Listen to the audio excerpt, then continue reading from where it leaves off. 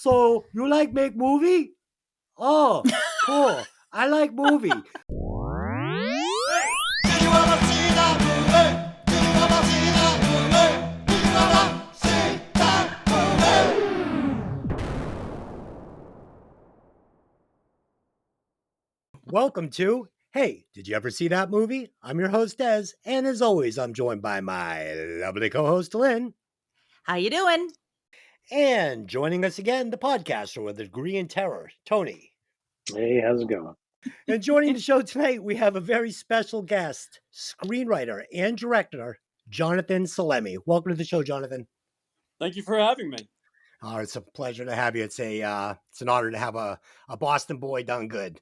Today, we will be discussing the 2023 crime drama, The Last Deal, written and directed by Jonathan Salemi, starring Anthony Molinari, Mr. Fitzgerald, Sala Baker, who is awesome, I must say, and Jeffrey Lauren. As always, this movie will contain spoilers, so if you haven't seen it, go watch it, then come back and listen to the podcast. And now, it's time for another installment of Disaster Piece Theater.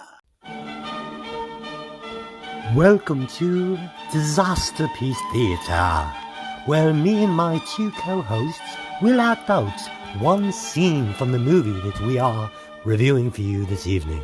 So please, sit back, grab some popcorn, and enjoy the show. Quiet on the set. Camera speed. Sound production, take one. Action. Hey, what's up? I got here as soon as I could. Someone have an order here? You're the delivery guy? Yeah, is Marcus here?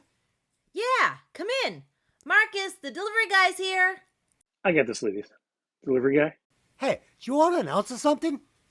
Yes, I did. Hey, so I need to see an ID. What are you talking about? ID, you know. Hey, I need to make sure it's you, all right?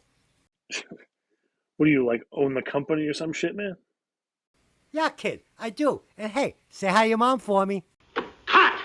Cut! Cut! All right. If you couldn't tell, I was doing my best Mark Wahlberg there. That was Pretty bad. fantastic. I don't think we'll need to take two.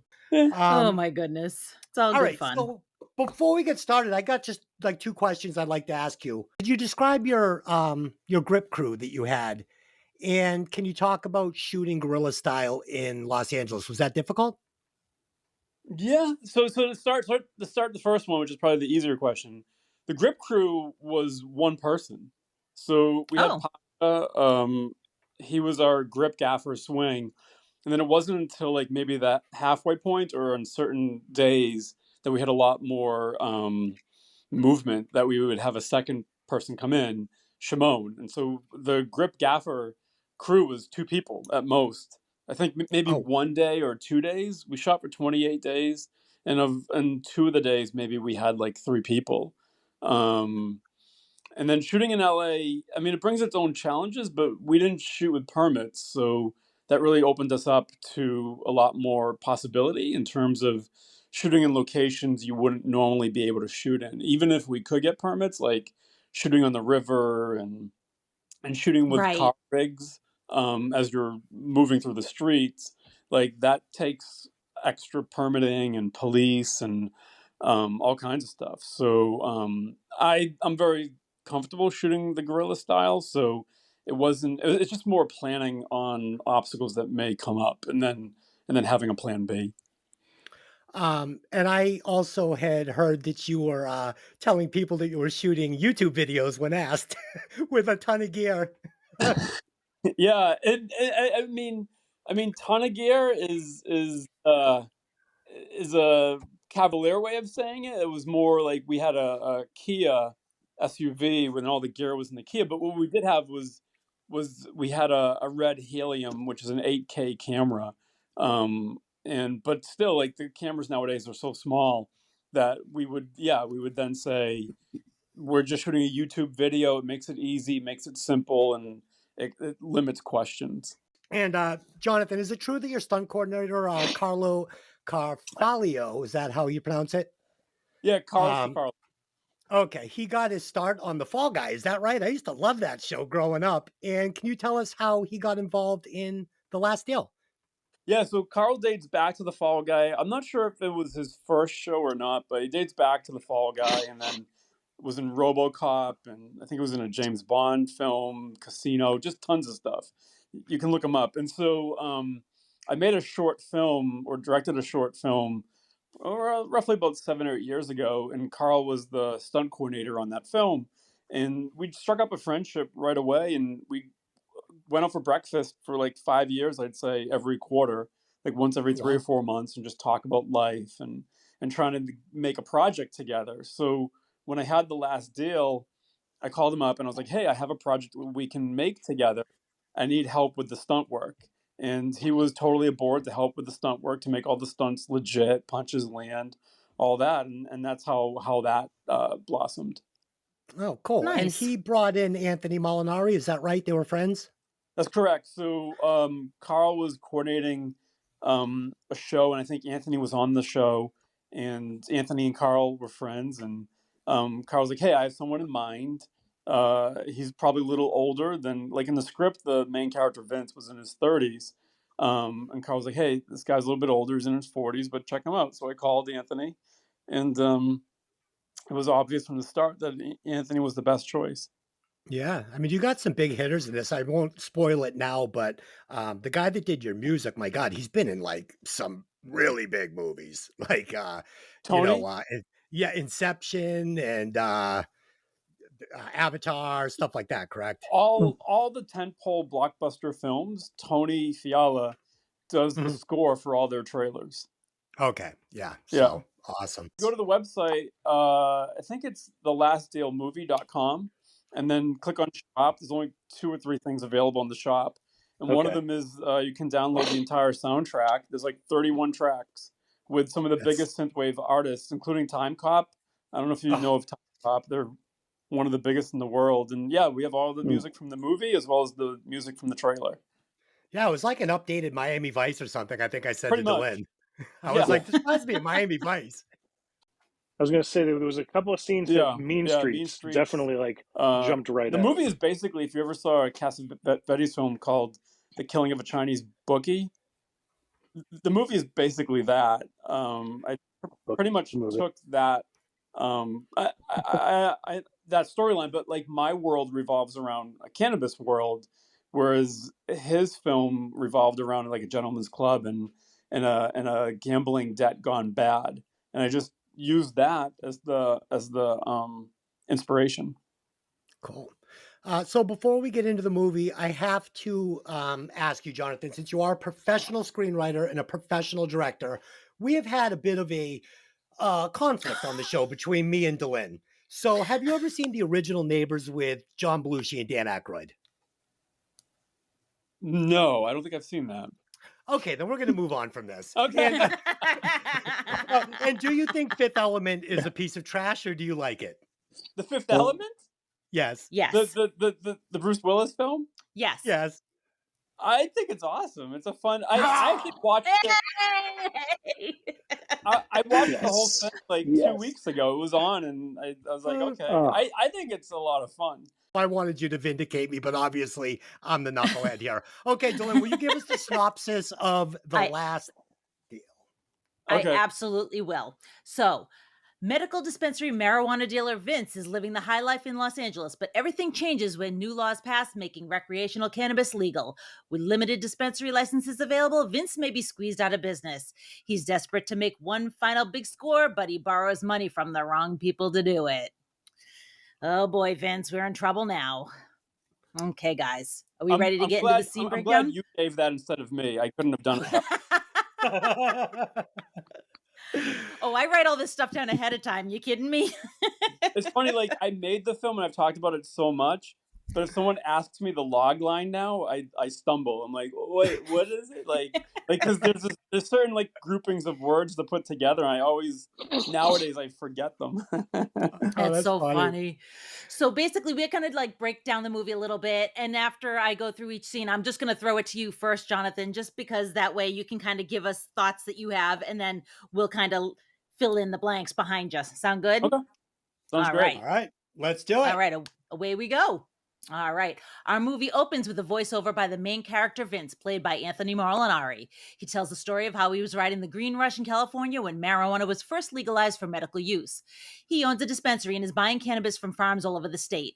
He tells of how he met his friend Bobby, played by Mr. Fitzgerald. Bobby starts working for Vince and does some collections and strong arming on the side. Everything was going amazing until 2016 when cannabis was made legal in California for recreational use. The state refused to give out the licenses to operate they had promised, and Vince's business begins to tank.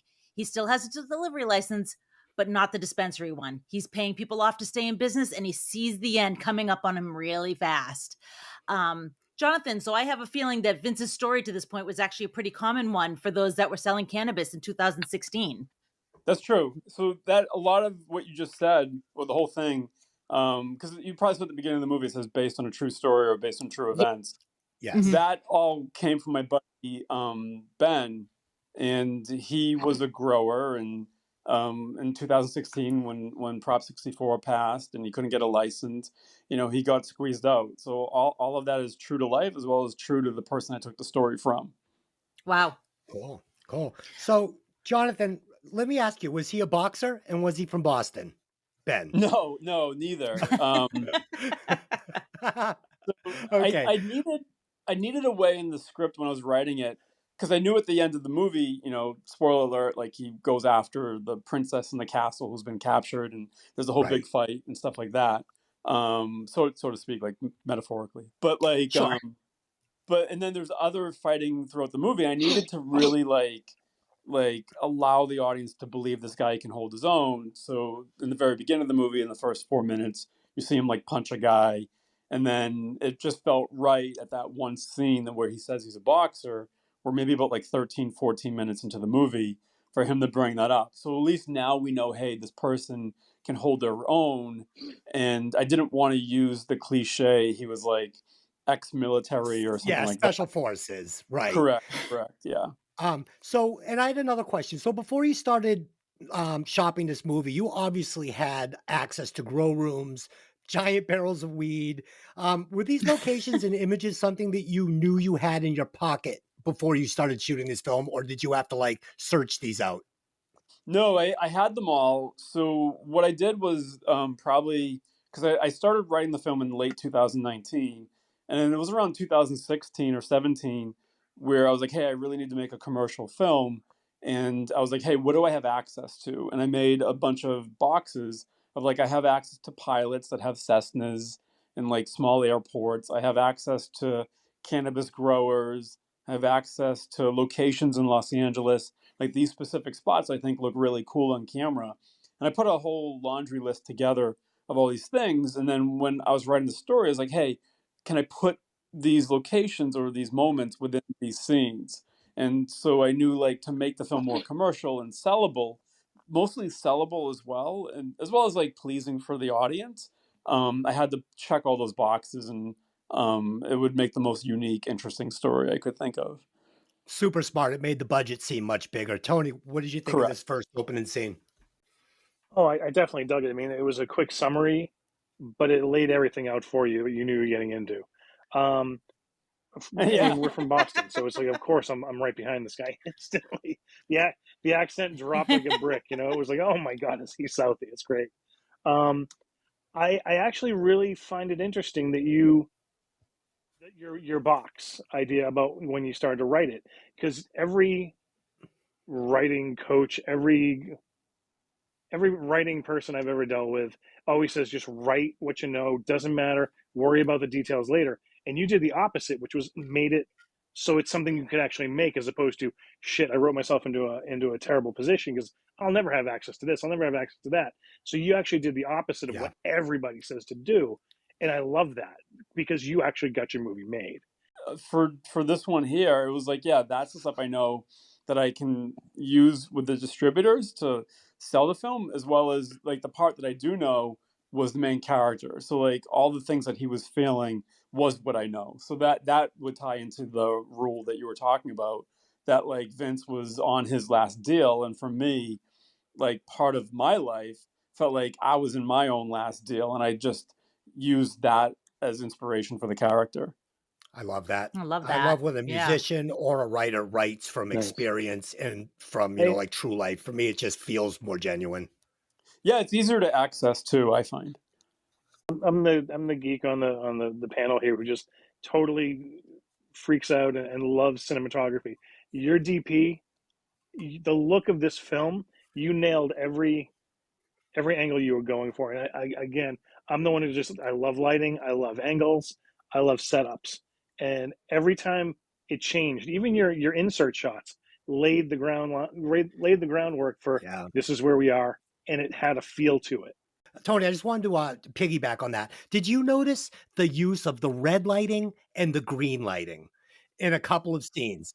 I noticed the orange lighting at night. That's why I kept saying it kept going back to Live and Die in L.A. to Collateral, those L.A. neon orange lit movies that I love, like the Michael Manns, all that. It really stood out to me as cool. I thought it was artistically beautiful. That's all. We talked about it prior. Dominic Lopez, who shot the film, and I'm sure Tony, he would love everything you said. He like that's like yeah. I'm incredibly blessed and thankful for Dominic for all that he did and achieved, and how he made it work with very limited lighting. And we talked about the oranges that you referred to, all the warm tones. We had that whole planned out beforehand. Yeah, it's very deliberate, and Definitely worked. it looks like it, and it looks good. I love it. All right, shall we move on to our next scene, guys? I have a question. I'm so sorry. Is this a group of people you've worked with before, or is this this is your first time working with this crew? The only person that came aboard that I worked with prior was the composer. But yeah, no, I never thought about that. It was entirely everyone top to bottom was completely new people that I've never met until this project. And Carl too. Carl, who was the producer, and then one of the Wow. producers, Tracy. Yeah. And then the one of the producers as well, Danny. So for me, if I can surround myself with either the producing unit or anyone in the acting crowd or anywhere that I know is usually good. But yeah, the entire crew I didn't know, nor actors. Wow. How We long was the shot, the shoot? total amount of days was 28. And I think it was basically Wow. like 25 days of actually shooting scenes, or Wow. 24. And then 4 of those days were like B-roll and stuff like that, inserts, those types of things. Actors like Anthony Mister, who's in a lot of the scenes, like they had the lines down so well, and I was so impressed. Like if you look at the field, the electric field, is a scene where they're under like power lines and stuff like Yes. that.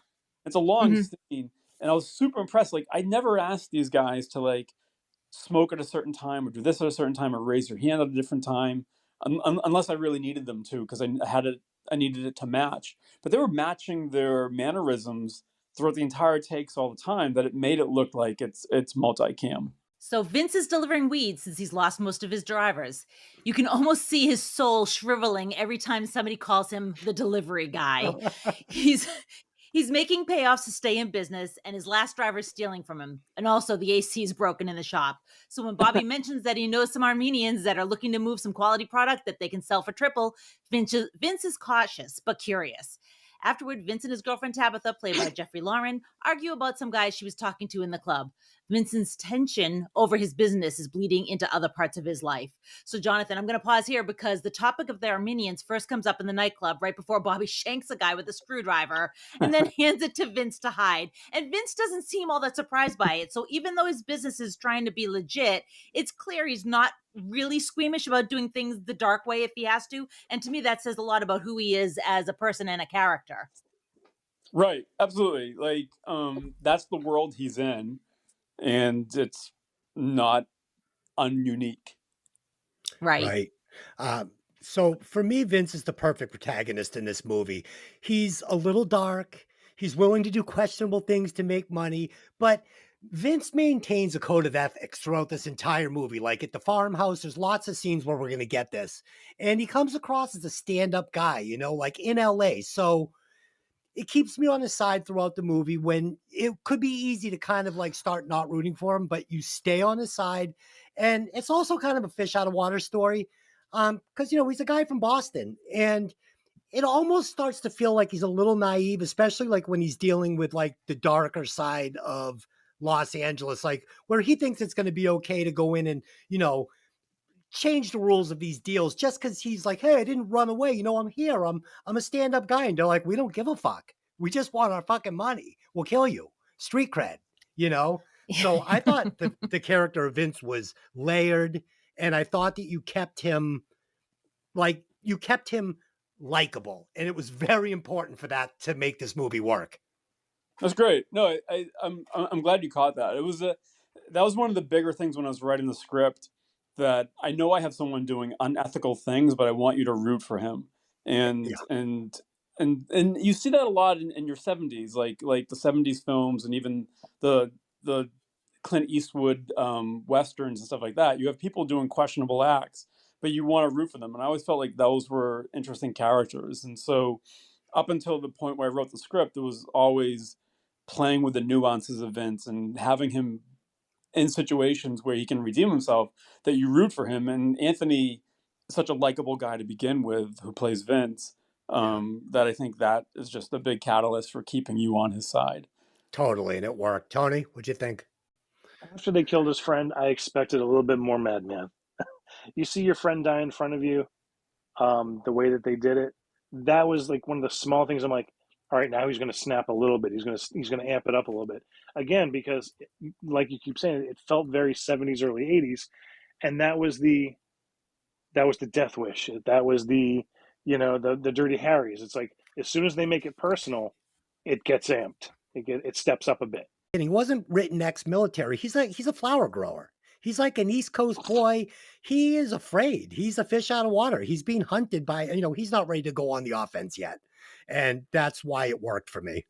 Like you No. both are correct. Like what Tony said, like I could have had him go that direction, but it didn't feel organic for myself, because I sort of like, I'm Vince, like I'm writing a character that kind of has my morals and ethics and would be Jonathan, just in a hyper exaggerated manner.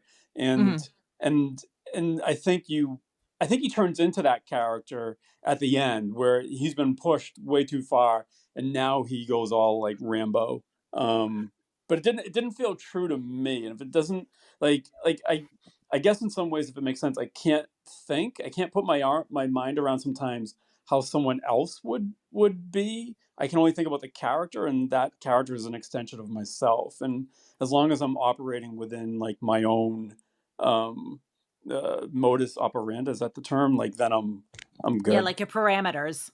Yeah. Correct. He towed the line perfectly. He's not a guy that would shank someone with a screwdriver, but he would hide it in a dumpster. So it was fine.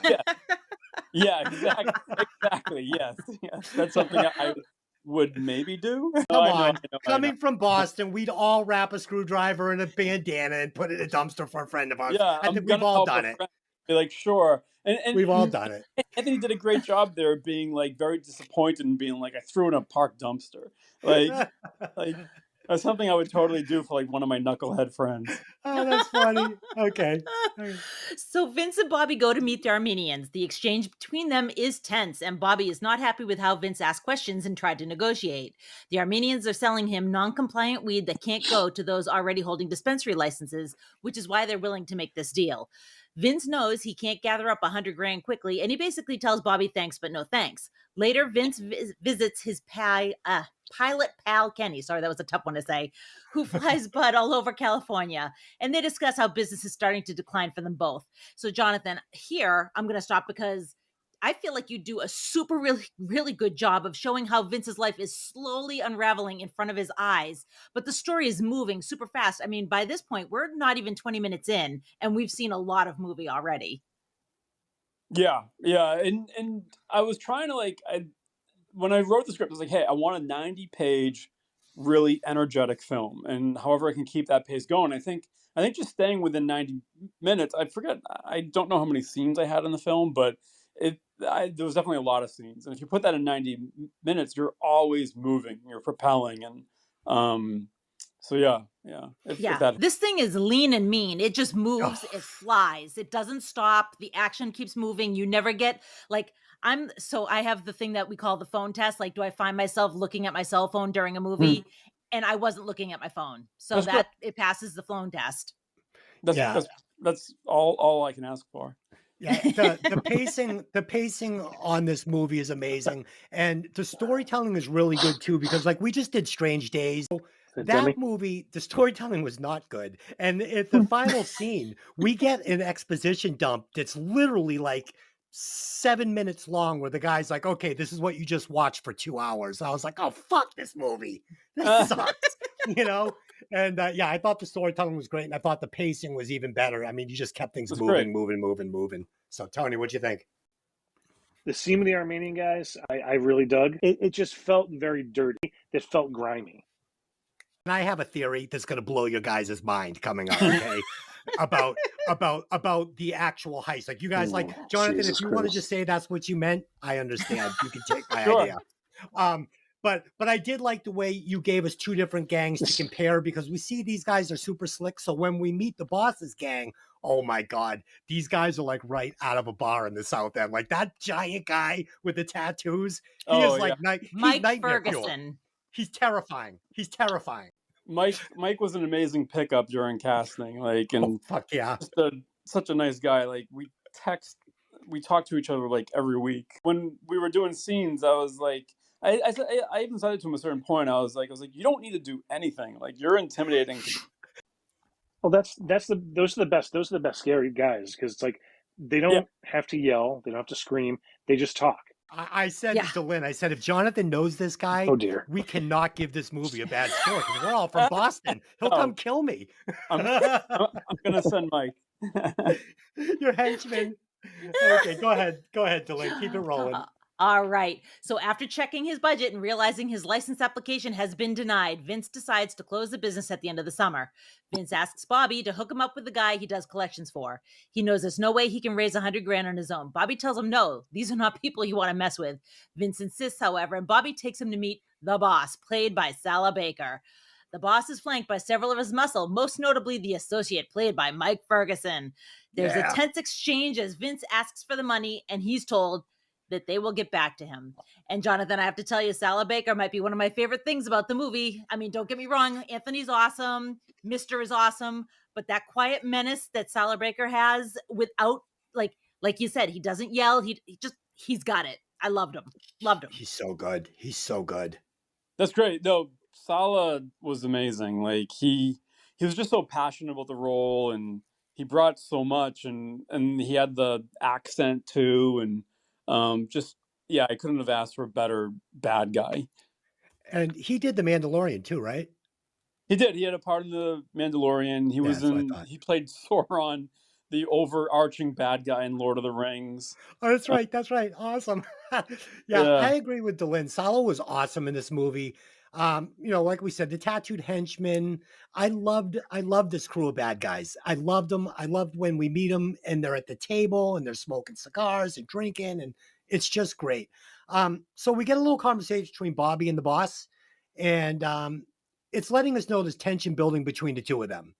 And I love all the little, like I said earlier, the little breadcrumbs you keep dropping throughout the movie that keep me guessing and coming up with my own ideas on what's going on and who's doing what and what direction are we going in. And then I'll think I have it figured it out, and then I don't. And I love that. And that's the mark of good storytelling. It's like an old-fashioned mystery. It's That's awesome. It's fun. That's awesome. Thank you. Tony? I'm kind of jumping ahead, but it's like, I loved the fact that it was a small crew. But when you first meet them, you have no idea. They present themselves as, oh no, we're the shit. This is our network. This is what we can do for you. They present themselves much bigger. So when it's revealed, there's only about 7 of them. I was like, oh, that was like holy shit. He really could possibly take the whole gang out. Like, I love that. I did again. Thought I was going somewhere, didn't go there. You kept me going, kept me guessing. So the way that the introduction to them is like, during the poker game, it's like they give off the big feel, the big aura, the big, the mob is what it comes down to, and they're not. I can really connect with the character of Vince, and I'm sure Tony could and Dylan could too, more than maybe somebody that's not from Boston, because he really pulls it off. I mean, like what's important to him is what's important to a lot of people I know. Being a stand-up guy, not being fake, not running from your problems, you know. And this is who he is, and it really works, especially set in LA. It's like because it really is a contrast between him and Bobby, who treats everything completely the opposite way. He's gonna hide from things. He's two-faced. He's, you know, he disappears. It's like this He's isn't how tricky. guys Disappears. operate from Yeah. Boston. Most guys, anyway. Right. Yeah. No, no, that makes sense. And Anthony is Vince in many ways, you know. He Yeah, grew up in Worcester, Mass, spent a lot of time in Boston. So, I love it. I love it. yeah, yeah. Yeah, and the It's accent, you perfect. know, I hate when people try to get an actor that's not from Boston, like to do the fake Boston accent. It just sucks. Oh, yeah, you can smell it a mile away. Yeah, yeah. Not this one. That's all Anthony. Oh, it's so good. Vince and Tabitha have another argument before Vince finds out that the boss is willing to do the deal. When the terms are laid out before Vince, he realizes it's heavily skewed in the favor of the boss. 15% interest paid back in 1 week, and the collateral is Vince's delivery license, which is worth somewhere between $50,000 and $80,000, and a stake in the dispensary. Vince balks, but after a quick talk with Bobby, he pulls the trigger. That night, they meet the Armenians, get the truck full of weed, give them the money, and drive off. They park the van in their friend Franco's garage for the night. Bobby thinks two guys are watching them before they get into the car to leave, but he blows it off and they just go home. When Vince arrives back the next morning, the entire van is gone and Bobby is nowhere to be found. So, Jonathan, the foreshadowing that you did for this particular scene, not only did the Armenian say, "I'll send somebody for the truck," and he actually really did, but you also had that quietly dynamic shot of the garage door going down with the truck in the foreground. And it was just so foreboding that it was literally, it's like so simple, but it was like, I said, that truck's going to be gone. Like as soon as I watched that shot, I was like, that truck's leaving. It's not going to be there. Let me You dropped give that you early my in the theory film. quickly so it doesn't get blown up because this is great. Okay. So when the boss includes Vince's license in the deal, I get the impression right away this is a setup just to get his license. Like there's no paying him back. That was never on the table. Correct. So is it inconceivable that the boss was indirectly working with the Armenians through Bobby, right? So the boss plants a guy in a barrel in the back of the truck who then steals and delivers the shipment to the boss, ensuring he gets the weed and Vince's license to sell it. And Bobby gets whacked as a loose end, and the Armenians sell their weed and they're happy.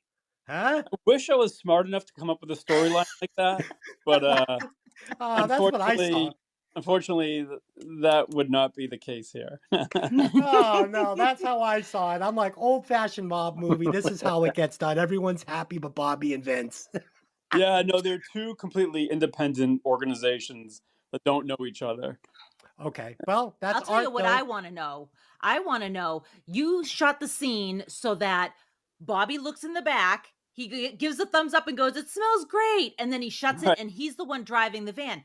Does he know the guys in the back? He does not. Not to give too much away. I was supposed, because there was so much to do in the movie, like in terms of props. We didn't have a prop person and all that. I did have a shot that I did want to have of what he sees when he looks inside the van, so you can see the barrels and you can see whatever is in there. But I just didn't have time to make all those props, and so Uh, I ended up not showing what he saw. And he sells it very well. Mister's like, "Yeah, it smells great back here," and there's no like tell that he gives or anything that would make you suspect like he's lying. And I don't show the inside, and actually worked well because of that. That makes you think, hey, was Bobby involved in this too? So that was a little Absolutely. happy accident. I liked not seeing in the truck, and I'll tell you why. It's kind of like the Pulp Fiction thing. I don't want to see inside the briefcase. I'm fine.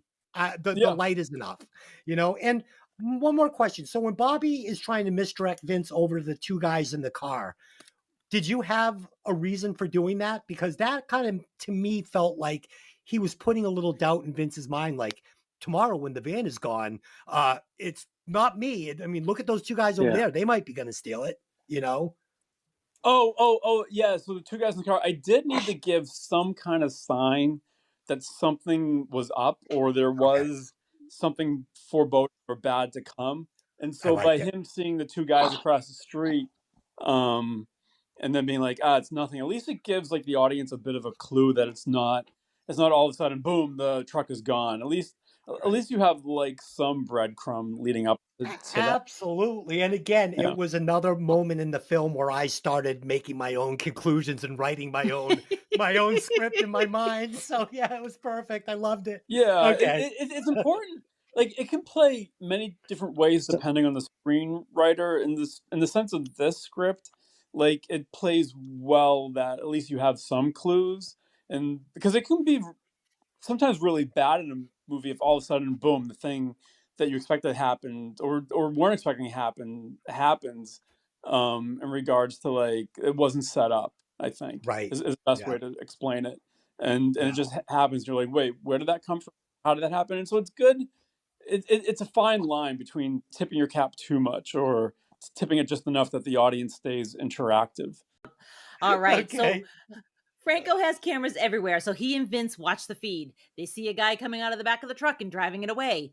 Vince, fully panicked, is trying everything to reach Bobby. He returns to where he met the Armenians, but they were only in that spot temporarily. Seeing no other option, he goes to the boss and tell him what happened. Yikes. Looking for more time to pay back or amend the deal. And of course, the boss refuses. As much of deep shit that he's already in, Tabitha reveals that she is pregnant. Oh boy. Bum, Afterwards, bum, Bobby bum. I know, right? Afterwards, Bobby finally calls him and they meet. Bobby reveals that he had been working with the Armenians, rolling over other dealers, but they weren't supposed to do it to them too. After finding out that Vince went to the boss, Bobby reveals that the boss wants to kill him because he screwed something up. He says he's going to go talk to the boss, though Vince doesn't really want him to. So, Jonathan, I appreciate that you actually left a lot up to the viewer's discretion as to what Bobby knew, what he didn't know. And I mean, I know you know what he knew and didn't know, but the viewer doesn't. And I appreciate that because it's a whodunit, you know? Right. Right. You're gonna keep him a little sketchy. Like even his reason for not contacting Vince is a little lame, but it's Yeah. understandable from the character. Yes, Yeah. absolutely. Uh, yeah, I agree with Delin. It felt like a mystery movie, an old fashioned whodunit. So cool. And we do get some of Vince's machismo here. You know, he's going to go to Bobby's house. He's going to kick the door in. He's going to confront the woman sitting on the toilet. He's, I like this. I like this. This is a guy from Boston, like looking for answers. This is good stuff. So I liked it a lot. Yeah, Tony. and I think in terms of that, like the way you're looking at the character, it makes it like extremely relatable that you can relate to what this guy's doing and that's what I really wanted to create with the character was someone that we absolutely was like, hey, this feels very real to life. He did. He did. Was this a setup from the beginning to get his license and rip him off? Um, I think they could have paid him back. I mean, Okay. if you look at it in the world that the Armenians were independent from the bosses group, there Yeah. was a world that they could have paid them back, and it was going to be a smooth deal. Like, I don't think Okay. at any time the boss is thinking in his head, like, hey, I want all of this to begin with, and I hope the guy feels. I think he honestly is like, hey, I'm going to give this guy the money, and he's going to pay me back plus some. But then an opportunity opens up where he's like, hey, all right, this guy fucked up. I do want his license, and I do want all this, and no matter what, I'm going to get it all, and I'm going to kill him. Yeah, because you made a point of in the beginning saying, the boss says license worth about 20 grand, and Vince says try 80. And then I see his ears perk up a little, like, really? 80? Yeah, Okay. if you watch the Cassavetes film, The Killing of a Chinese Bookie, Ben Gazzara, who plays the lead guy, he made a bet, he made a gambling debt, and he owes money to these mobsters, and and the mobsters, and he can't pay them back, and so the mobsters, because Ben Gazzara is ex-military, give him a gun and like, hey, I want you to kill this bookie, and then we're even, but they're gonna kill Ben no matter what. So Ben does go. He kills the bookie, and he comes back, and he feels like he's being set up because now the gangsters don't want this knowledge that this guy has, and they're going to kill him no matter what. So that's what I did here. Was the boss sees the opportunity? Like the gambling guys in that movie never said, "Hey, you know what? I'm going to design this that he's going to kill this guy." They were just like, "Hey, you just got to pay us back our gambling debt." But they're opportunists, and that's what the boss Got it. does. Right. Cool. Cool. Okay. All right. So a text summons Vince to meet the boss. He's taken to a secluded part of the LA River under some overpasses. They take Vince's phone before leading him to where two men are holding Bobby hostage at knife point. They execute Bobby by cutting his throat and throwing him into the stagnant river. They leave Vince, reminding him he has 4 days left. With no phone, Vince slowly makes his way home, traumatized, constantly reliving everything that's happened in the last day. Once he gets home, he finds his phone laying in front of the door. Tabitha is inside and she's safe, but the message is clear. They're not really safe. So, Jonathan, give us a little insight into the execution scene, because I thought it was really well done. It wasn't overly gory, but it got the point What? across. Oh, I It didn't was think so it was gory. gory. I thought it was horrifying. Oh my god. Well, you don't watch a lot of horror movies, so that's part of No, it. no. Yeah, I was going there. I really like it's at that moment where I think the film kicks into like overdrive and we're just like in a mad sprint towards the end in a good Yes. way. But I love Yeah. that location. That location was one that I picked out from the very beginning and yeah, I wanted to show how serious the situation is that Vince is in. And slicing Bobby's throat there in the river played very well that we now see how elevated the urgency is and how dangerous it is that he's in. And also it's very jarring, you know, it reminded me very much of Goodfellas where, not Goodfellas, Casino, where See, that's what I wrote. I said this scene reminded me of the cornfield scene in exactly. Casino. Yeah, That's it's what I wrote. exactly that. Completely inspired from that, where Awesome. Pesci sees his brother beat with bats, and when you watch that scene, you see the brother beat with bats. It's always like, oh my god, like you can't believe what you're seeing, but it gives gravitas of what you're in, and that's what I did here. That's the scariest scene I think ever filmed, that cornfield scene. And when they throw them into that pit and start putting the dirt on them, they're both still breathing. It's Yeah. wow. Oh yeah, he's still It's alive. hard. And you watch that scene. I mean, I'm not like by no means am I ever like storyboarding this to match shots from like that film. Right. But if you watch it, like Pacino's held back by a couple guys, and you watch Yeah. this, Vince is held yeah. back by a couple guys.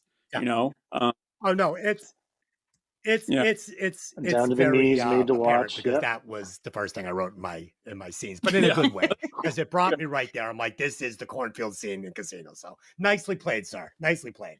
That's good. That's good. Tony, what'd you think of the blood coming out of the neck? Because I know you're a horror guy. I thought it looked fucking great, dude. So yeah, it was real life because that was one of the first things he put. He's like, "Oh, you like this? There's a throat cut scene," and I'm like, so I kept waiting for it, and I'm like, "Oh, there it is." I'm like, "All right, it's realistic. No. It's not overly like it's not Kill Bill shooting. It's not the high blood pressure shot. You know, you kept it as tasteful as a throat slit could be, but it's real. That's what I mean. I hate to say it, I know that it's like when you cut a throat, it's not shooting unless you hit the jugular on the side, and he cut straight across the front. So that's good. what happened. And he basically said, "You're going to choke on your own blood. I'm going to call your bluff right? there. You found a payphone in LA. You're keeping things realistic. That phone is very you, real. sir, are a liar." I did. It's not found the easy, one in LA. but that was very real. The payphone was attached to the phone was actually attached to the payphone. That's impressive. We No shit. we respected that thing so much before he picked it up. Wow. He died 2 days after shooting. Well, I bought a payphone, so I bought the actual phone for like $40, and just in case Anthony felt it was too grungy, but he was like, "No, I'll pick it up." And so I had tons of disinfectant. We disinfected like everything. Yeah. That's awesome. I did love the shot of just the So phone good. on the welcome mat.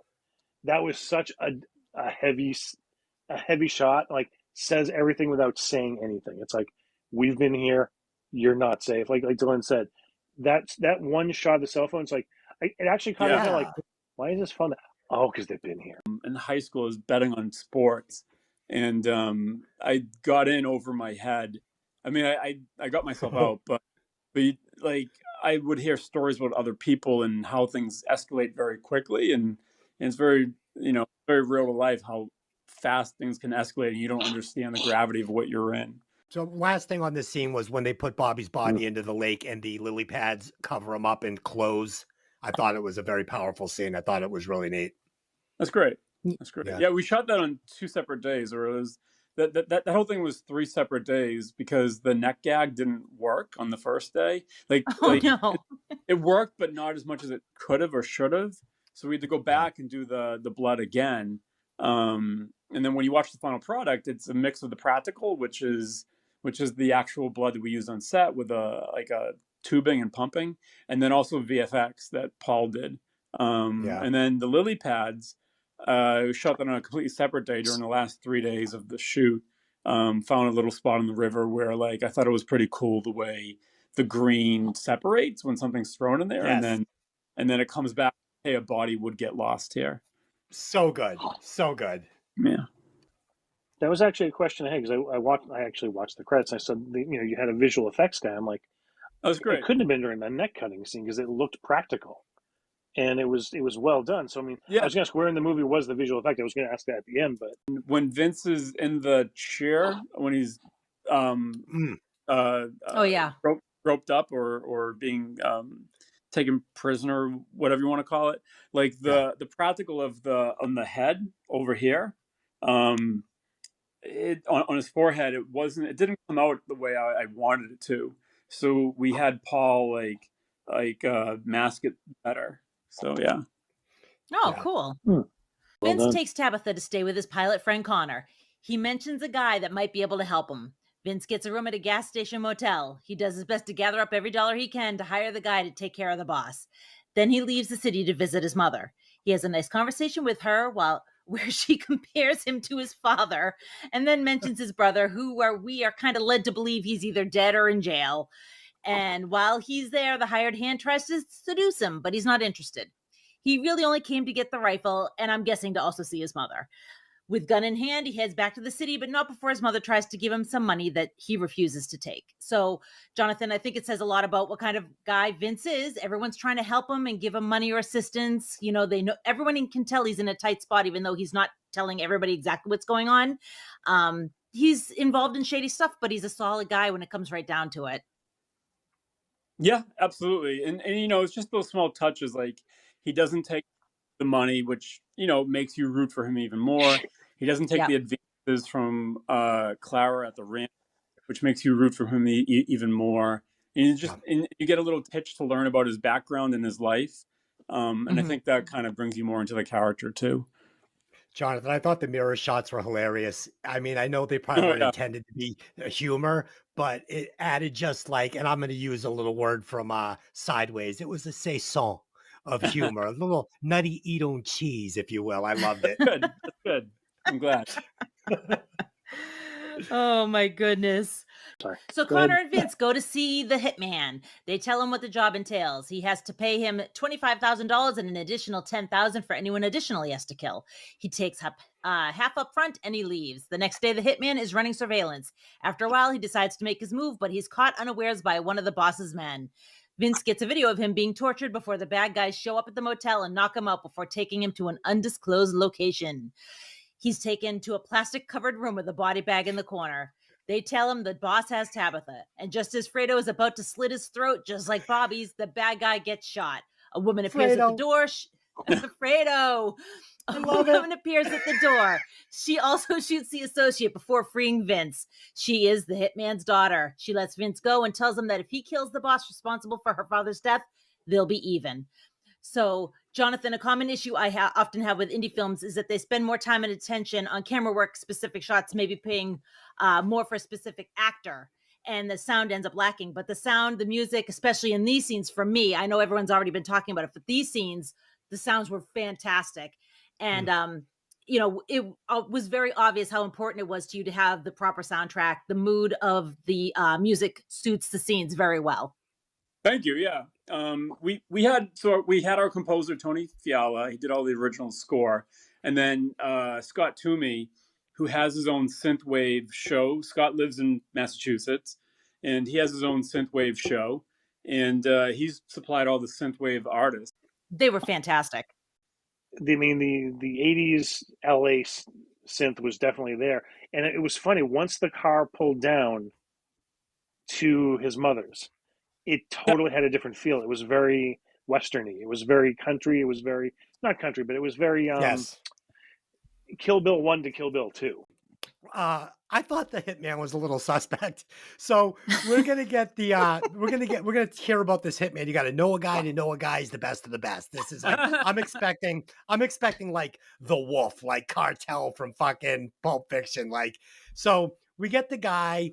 They meet in the car. He's excited over this envelope, and right away I'm looking at it and I'm going, I don't know if I would give the guy this money. He just so his surveillance techniques leave something to be desired. I mean, he's parked basically Right. right in front of their house with the Yeah. window down, radio on, like You're gonna taking copy. pictures. Yeah, and he's taken so easily by these goons. I don't know. Was that done intentionally?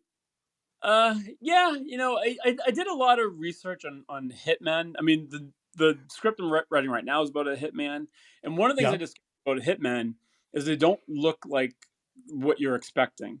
Right. And so Tim Willis, who plays the hitman, I think fit that mold perfectly. And yeah, I needed to put the guy somewhere without being like behind a tree and being like, "Woo." Gotcha. Um, Okay. Yeah. so I mean, he was like far enough away, but yeah, yeah, and he gets captured. I mean, you kind of know he's gonna get captured. I think I don't know. I think Yeah. that's part of the fun of the whole thing. yeah, and I actually wrote that in my notes. I said, I gave it a pass because it took us to the next location. I was having fun with it. I didn't question it at all. I just, for being billed as the best of the best, like I kind of felt like this guy was going to be a little bit more, Liam Ne- I yeah, I thought he'd get a little further in his operation. yeah, yeah. But it was fun. So Vince uses the GPS in the associate's car to find the location where they're holding Tabitha. Armed with Fredo's knife and the bolt-action rifle, he scales the wall and goes inside. He takes out several guards before finding Tabitha tied up in a bedroom. He tries to free her, but is grabbed by the boss, who begins to kick his ass.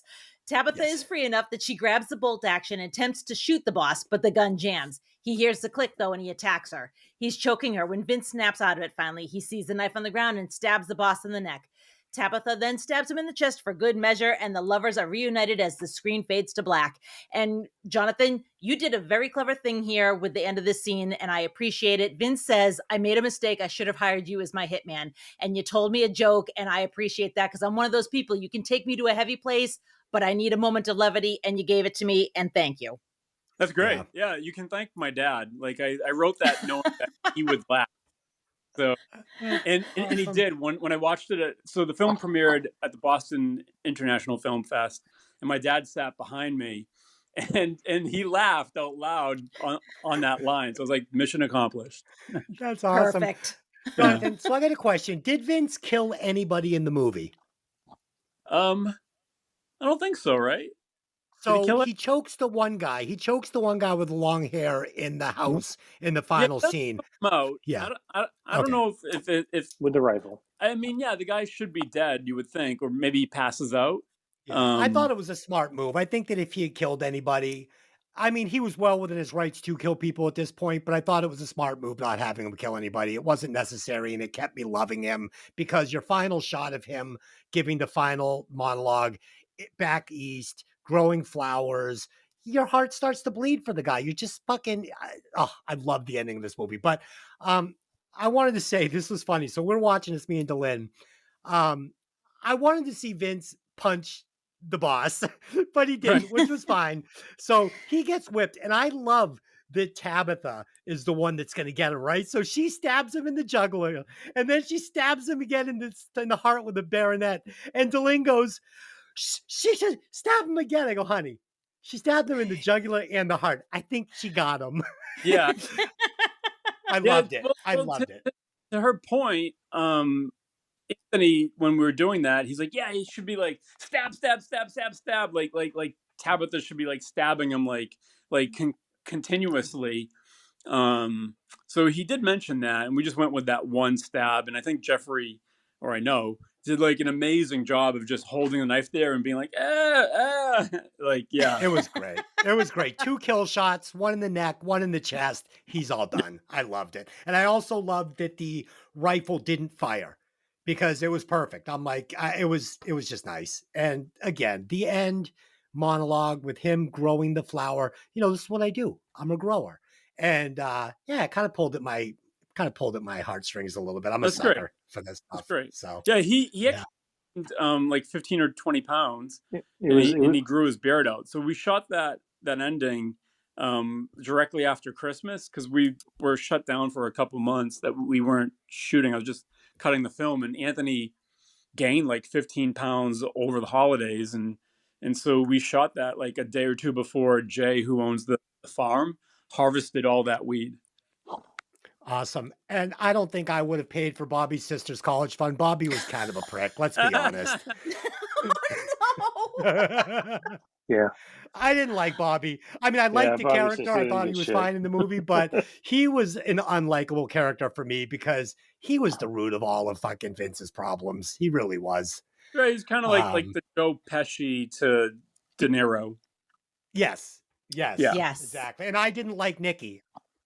I didn't like Yeah. Nikki. I thought that You got him- Joe you got him Pesci's where he character is. was just, I just love to hate him in Casino. Oh, Right. such a Yeah. badass.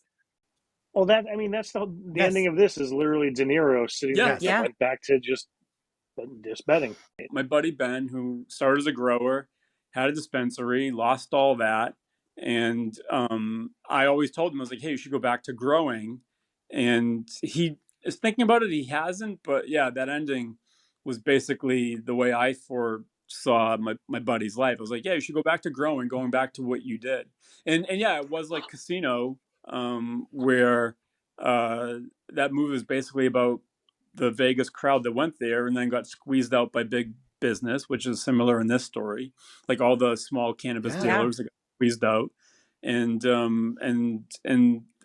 De Niro went back to doing what he did best, which was betting on horses, and that's what Vince does here. Is he went back to betting on horses. It wasn't exactly planned to be like that, but it was kind of funny how it did come out like that.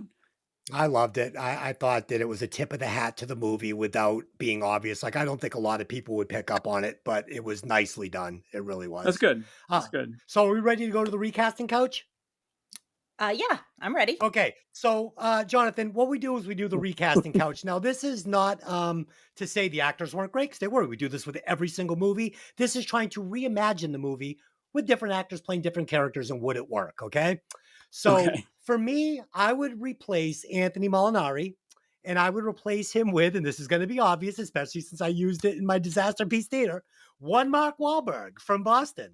That would be my recasting. Okay, I'll go. Glenn, Come Okay. back to me. So I I also gotta would figure that entire recast narrative Anthony, even though I thought he was fantastic. But fantastic. every time the entire film, as I'm watching him, I kept thinking he looks like somebody. He looks like somebody. Who is it?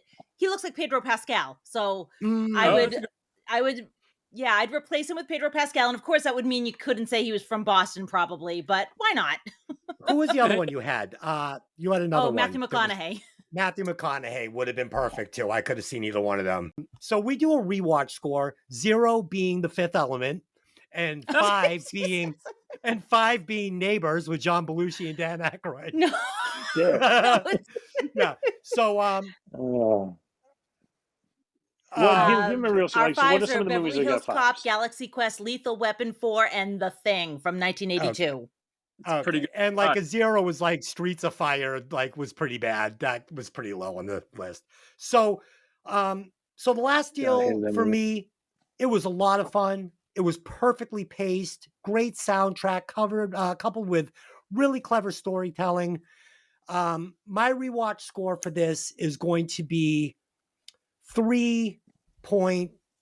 3.12. It's way better than average. I thought this was a really good movie, and that's on a big budget movie scale. That scores. So yeah, that's what I got. 3.15. Is that what I said? 1-2. 3.12. 1-5. 3.12. Fair enough. Glenn? Okay. I'm going to give it a 3.16. So it's very close to yours. I really enjoyed it. It passed the phone test, and quite frankly, it was better than some of the big budget films we've watched. It just Way better. was. Way better. So I'm 3.16 from me. It crushes The Fifth Element. Crushes it. I would watch this movie 10 times in a row before I would ever watch The Fifth Element again. Tony, go ahead. Final thoughts and score. Well, I had the choice of renting or buying. I bought it because I'm a collector, because that's what I do. it will definitely be one that I'm going to be. I always base it on, all right, am I going to show my gang this because I have my movie nights? This is definitely one that's going to make it. It's definitely going to make it to screening. I like the acting. I like the story. Everything was solid. It was quick. It was. There's nothing that made me go, that just didn't work. Hardcore. This is definitely, I'm going to say like 3.9 for me. I dug it. Where does that land, The Last Deal, on the Hey Did You Ever See That Movie charts? It is going to be at number 23, which is putting it right behind Kingpin and right above The Mist, and it's got a score of 3.39333333. All right. Nice job. And I tell you, I think that's right where it belongs because I would watch this before The Mikki and Tony. I know you hate that, but I would. The ending was terrible. It was such a Okay, Jonathan, thank you so much for joining us today. It was awesome. And I feel like anybody who hasn't seen the movie, you need to see this movie. You need to support this guy. Jonathan, you should be making movies with giant budgets. You are an amazing storyteller. I want you to go ahead and plug your movie. Tell our listeners in 16 countries now where you can find it, where you can watch it. The floor is yours. Thank you. Appreciate that. And thank you again for having me on the show and all the kind words. And I'm glad you guys liked the film. And you can go watch it on Amazon or your favorite platform. If you have Stars, you can watch it for free on Stars. And starting in September, it'll be in the UK. And then I think later this year, it goes to Germany, Russia, Upper Europe, Middle East. So it's starting to make its way around the entire world. And if you have any questions on it, you can go to thelastdealmovie.com. You can check it out there.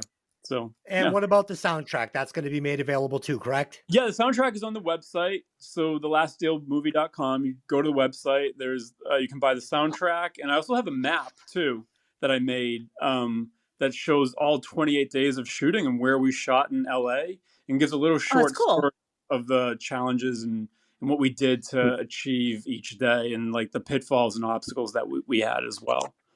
Awesome. All right. Well, we're going to be back next week where we will be reviewing, and Pat doesn't know this. Pat will be the co-host. We're going to be doing Daddy's Home, and he's going to hate that because he hates these movies, but I love torturing him. So we'll be back with Daddy's Home next week with a little more, hey, Mark Wahlberg, as always, I love watching movies from the opposite ends of the house with you, Dylan. Thank Tony, you always bring a expert opinion on movies since you know so much about them. Jonathan, thank you for joining us. Yeah, no, appreciate it. And if you guys have a chance, if you have an IMDb account and want to go rate the film there, that would be awesome. I have an IMDb. I will definitely go and drop a nice score on it. Until next week, I just have one question for you. Hey, did you ever see that movie? See you later. Bye.